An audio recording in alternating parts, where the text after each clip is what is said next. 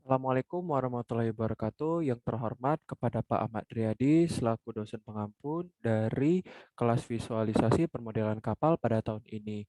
Izinkanlah saya memperkenalkan diri terlebih dahulu. Nama saya M. Dafan Nafis Safwan dengan NPM 21067309993. Pada kesempatan yang berbahagia ini, izinkanlah saya menjelaskan tentang HSC dan proses cara pembuatannya itu sendiri. Nah, teman-teman sudah bisa dilihat sendiri di depan saya sudah ada HSC-nya sendiri atau hydrostatic curve.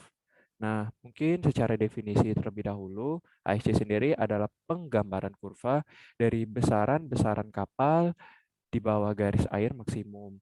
Nah, tujuannya sendiri pembuatan HSC adalah untuk mencocokkan dimensi utama dari perhitungan gambar rencana garis dengan dimensi utama hasil teori rancangan itu sendiri.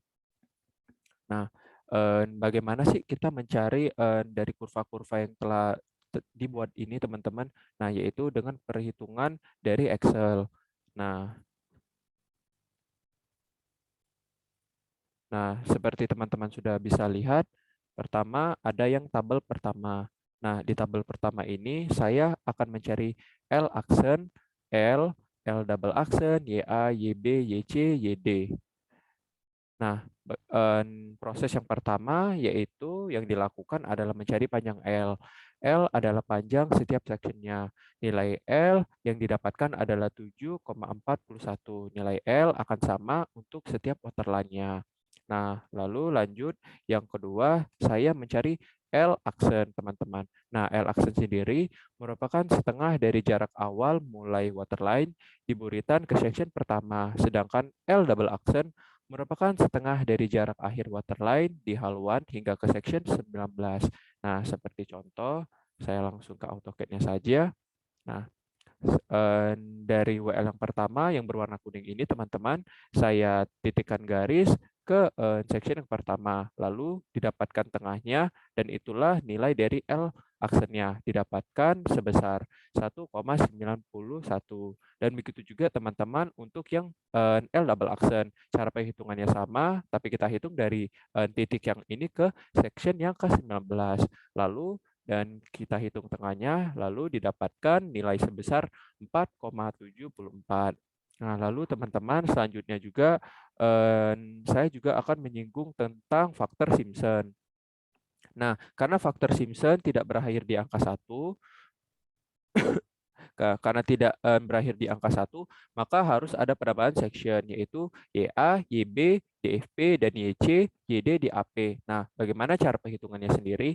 Nah, yang pertama, YA. YA merupakan tinggi dari titik mulainya waterline, dan YD merupakan tinggi dari titik akhir waterline.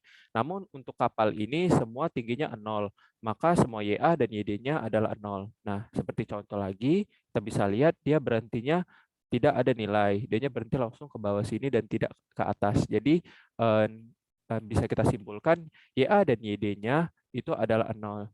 Dan lalu kita juga akan menghitung di sini adanya YB. Nah, YB sendiri itu kita hitung dari tinggi dari titik L aksennya ke WL yang kita sudah hitung. Contoh WL pertama. Nah, dari sini ke atas. Nah, lalu kita dapatkan nilai untuk YB-nya sendiri itu 0,3434,3438. Dan lalu juga dari sebelah sini kita dapatkan sebesar 1,9319 untuk YC-nya itu sendiri.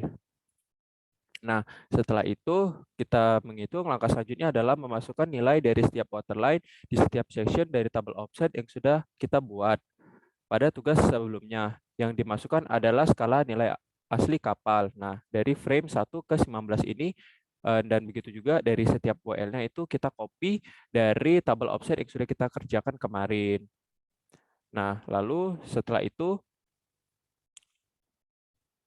kita masukkan jarak tiap waterline, setelah itu akan didapatkan volume dari tiap waterline dan juga didapatkan nilai displacement dan koreksinya, yaitu untuk tabel yang kedua, teman-teman, yang di bawah sini.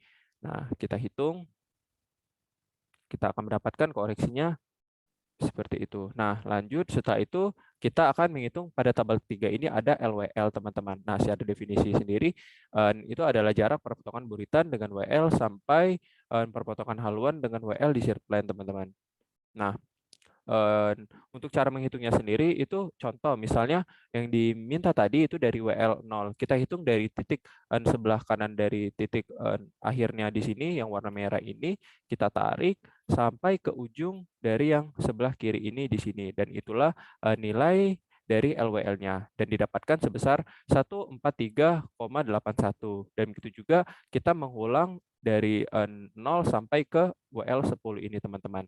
Lalu telah kita dapatkan selanjutnya ke penghitungan dari skala dan dominatornya sendiri, teman-teman. Nah, setelah LWL, selanjutnya ada dominator, yaitu skala agar kurva tersebut sesuai dengan kotak yang ada. Skala dominator sesuai agar kurva tidak terlalu banyak bertabrakan, agar lebih mudah dibaca nanti. Nah, seperti ini, teman-teman, dan diukur. Lalu ketika kita membuat dominatornya sedemikian rupa agar untuk nilainya tidak tabrakan seperti yang saya bilang, akan didapatkan tabel yang di sebelah kanan ini. Dan di sini saya menggunakan faktor kali 4, teman-teman.